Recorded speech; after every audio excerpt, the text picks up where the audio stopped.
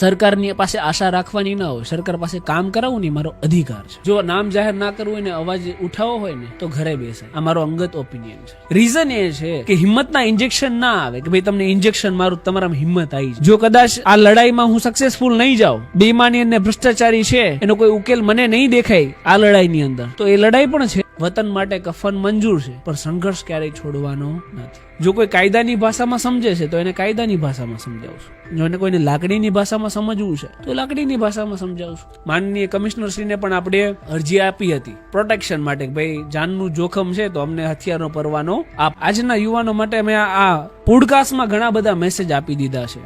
પાનના ગલ્લે button ખુલ્લા રાખીને માવા ચોળતા ચોળતા કહેતા હશે કે રાષ્ટ્ર માટે કંઈક કરવું છે, કે ભાઈ ચોઈસ નથી કે કોને નેતા બનાવો.